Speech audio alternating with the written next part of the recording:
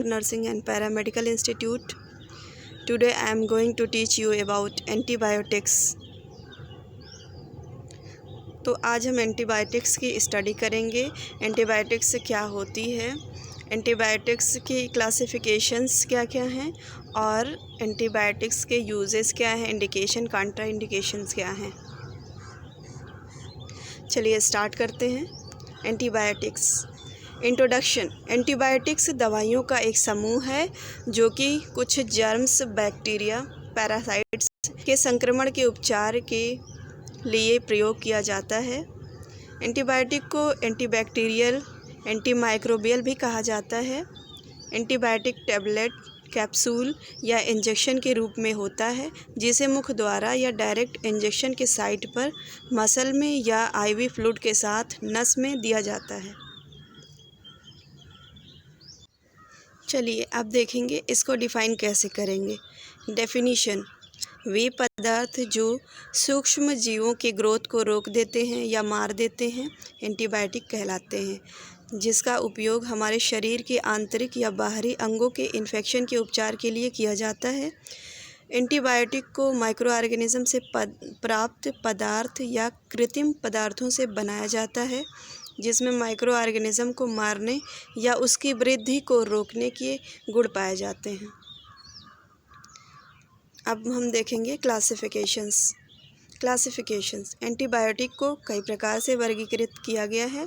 कार्य के आधार पर, पॉइंट सेकेंड, स्पेक्ट्रम एक्टिविटी के आधार पर, number third, modes of action के आधार पर। मैकेनिज़्म ऑफ एक्शन के आधार पर मीन्स मैकेनिज़्म इस प्रोसेस, किस प्रोसेस से एक्ट कर रहा है एंटीबायोटिक, उसके आधार पर। नंबर फर्स्ट, यह बैक्टीरिया के कोशिका दीवार के निर्माण को रोक देता है, जैसे penicillin, cephalosporin, bacitracin and vancomycin. Number two, यह प्लाज्मा मेम्ब्रेन के कार्य को रोक देता है, जैसे पॉलीमिक्सिन। नंबर थ्री, यह प्रोटीन के निर्माण को रोकता है, जैसे chloramphenicol, macrolides, clindamycin, tetracycline and aminoglycosides. Number four, यह न्यूक्लिक एसिड के निर्माण को रोक देता है, जैसे क्विनोलोन्स, रिफाम्पिसिन। नंबर फाइव, यह फोलिक एसिड के निर्माण को रोकता है, जैसे सल्फोनामाइड एंड ट्राइमेथोप्रिन। चलिए हम पिक्चर के माध्यम से समझेंगे। यह है बैक्टीरियल सेल, यह है सेल वॉल। तो मैकेनिज़्म ऑफ एक्शन के अकॉर्डिंग ये सेल जो दिख रहा है, सेल वॉल जो दिख रहा है, इसके बनने को रोकता है एंटीबायोटिक्स। और ये है प्लाज्मा मेम्ब्रेन, जिसमें ऑर्गन्स की पैकिंग होती है। ये साइटोप्लाज्मिक सेल मेम्ब्रेन, ये जो दिख रहा है साइटोप्लाज्मिक सेल मेम्ब्रेन, ये होती है प्लाज्मा मेम्ब्रेन, जिसमें बैक्टीरिया के सेलुलर कंटेंट होते हैं, इसको बनने को रोकता है। और ये है क्रोमोसोम्स, इसको इनहिबिट करता है, जिससे कि जेनेटिक मटेरियल ना बन पाए, और प्रोटीन सिंथेसिस को रोकता है। चलिए अब देखते हैं मोड्स ऑफ एक्शन के आधार पर इसके कितने मोड्स ऑफ एक्शन है, कितने टाइप से ये एक्ट करता है। मोड्स मीन्स कितने टाइप से ये एक्ट करता है antibiotics. Number one, bacteriostatic antibiotics, for example tetracycline, chloramphenicol, erythromycin, lincomycin. Bacteriostatics means कि वे एंटीबायोटिक जो कि बैक्टीरिया के ग्रोथ को रोक देते हैं। ये कब दिया जाता है? जब किसी भी पेशेंट को ख़तरा होता है, जैसे कि हॉस्पिटल में एडमिशन के बाद सभी पेशेंट को एंटीबायोटिक दिया जाता है, क्योंकि वहाँ पे इन्फेक्शन का ख़तरा होता है। इसलिए इन्फेक्शन के ख़तरे को रोकने के लिए बैक्टीरियोस्टैटिक दे देते हैं, पहले से एंटीबायोटिक दे देते हैं, जिससे कि बैक्टीरिया अगर प्रवेश भी कर जाए पेशेंट की बॉडी में तो वो ग्रोथ ना कर पाए। Number two, bactericidal antibiotic. Bactericidal में वे प्रॉपर्टी होती है जो कि बैक्टीरिया को मार देती है। अगर किसी पेशेंट को बैक्टीरियल इन्फेक्शन हो चुका है और टेस्ट पे पता चल चुका है पर्टिकुलर इन्फेक्शन कैसा है, तो बैक्टीरिसाइडल एंटीबायोटिक दिया जाता है, जो कि बैक्टीरिया को मार देती है। इसके अंडर में आते हैं cephalosporins, penicillin, erythromycin, aminoglycosides, cotrimoxazole. Classes of antibiotics. अब हम देखेंगे कितने क्लासेस होते हैं एंटीबायोटिक्स के। एंटीबायोटिक्स के मुख्य क्लासेस इस प्रकार हैं: beta lactams, penicillin, cephalosporin, carbapenems, monobactam, macrolides and ketolides, aminoglycosides, fluoroquinolones, tetracycline and एम्फेनिकोल।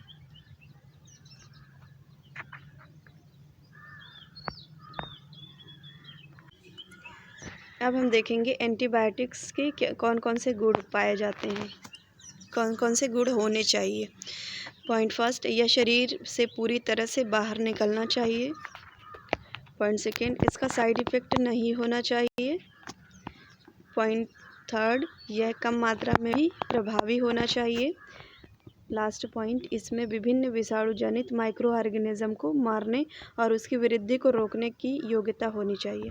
Means ये सारे कैरेक्टरिस्टिक्स एक एंटीबायोटिक्स में होने चाहिए। अब हम देखेंगे किन कंडीशन में एंटीबायोटिक्स का यूज़ किया जाता है। Antibiotics indications. Point first, pneumonia, sepsis, sepsis means infection, meningitis, meningitis means inflammation of brain, brain की जो लेयर्स होती है उसमें इन्फ्लामेशन मीन्स सूजन, उस कंडीशन में भी एंटीबायोटिक्स दिया जाता है। ऑस्टियोमिलाइटिस, अगर ऑस्टियोमिलाइटिस है मीन्स बोन की प्रॉब्लम है। Next point, urinogenital infection means मूत्राशय का रोग है। गाल इन्फेक्शन मीन्स की पित्त की थैली का इन्फेक्शन है। Quinsy, quinsy means infection behind tonsil, tonsil के पीछे इन्फेक्शन है तो उस कंडीशन में भी दिया जाता है। स्किन इन्फेक्शन, अगर स्किन का कोई इन्फेक्शन है तो उस कंडीशन में भी एंटीबायोटिक दिया जाता है। म्यूकस मेम्ब्रेन, अगर म्यूकस मेम्ब्रेन में कोई इन्फेक्शन है। स्कारलेट फीवर, अगर स्कारलेट फीवर है ये मोस्टली बच्चों में पाया जाता है, अंडर 5 ईयर के, 5 ईयर तक के बच्चों में पाया जाता है स्कारलेट फीवर, उसमें भी दिया जाता है। डिप्थीरिया, डिप्थीरिया है अगर तो उस कंडीशन में एंटीबायोटिक यूज़ किया जाता है। सिबेरियन अल्सर, अगर सिबेरियन अल्सर है, सिबेरियन अल्सर एंथ्रेक्स बैक्टीरिया की वजह से होता है, इसमें भी देते हैं। गायनकोलॉजिक इन्फेक्शन, अगर गायनकोलॉजिक रिप्रोडक्टिव सिस्टम का इन्फेक्शन है तो उस कंडीशन में भी एंटीबायोटिक यूज़ होता है। सिफिलिस, सिफिलिस मीन्स कि ये सेक्सुअली ट्रांसमिटेड डिजीज़ होती है, उसमें भी एंटीबायोटिक यूज़ किया जाता है। रेस्पिरेटरी इन्फेक्शन, अगर रेस्पिरेटरी इन्फेक्शन है तो उसके लिए भी यूज़ किया जाता है। ये एंटी इन्फेक्शन मीन्स कि आई, नोज़ एंड थ्रोट इन्फेक्शन, नाक कान गले का इन्फेक्शन अगर है उसमें भी एंटीबायोटिक यूज़ किया जाता है। फंगस इन्फेक्शन, अगर फंगस इन्फेक्शन है मीन्स जो इन्फेक्शन फंगस के थ्रू कॉज होता है उसमें भी दिया जाता है। अब हम देखेंगे इसके मिसयूज़ या ओवर यूज़ से क्या नुकसान होते हैं।